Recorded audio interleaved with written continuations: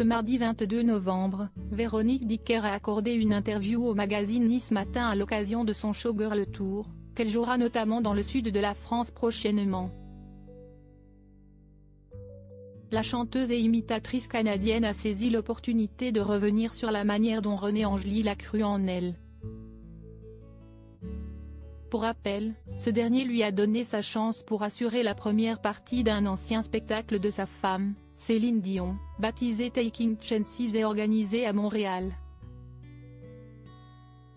L'artiste de 45 ans en a profité pour parler de la diva québécoise, qui a actuellement des soucis de santé qui l'empêchent de reprendre la scène.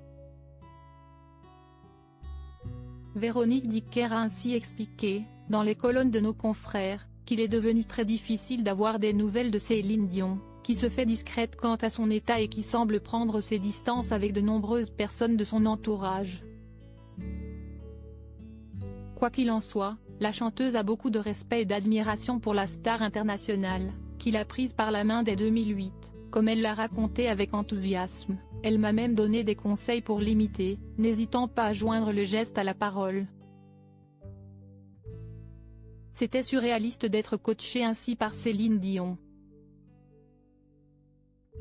Découvrez les hommes qui ont compté dans la vie de Céline Dion. Une reconnaissance éternelle envers René Angélil. Véronique Dicker a également fait part de la personnalité altruiste de la veuve de René Angélil, qu'elle a eu la chance de pas mal côtoyer. Elle a vraiment à cœur de partager ses expériences, d'aider, de rassurer.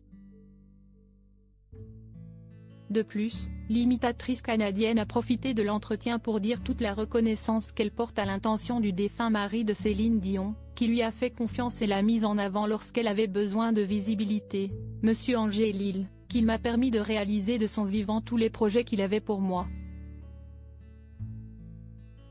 Cela a été un grand honneur et j'espère l'avoir rendu fier de moi. Article écrit avec la collaboration de 6 médias. Crédit photo, Christophe Clovis. Best Image. Voir la suite de l'article.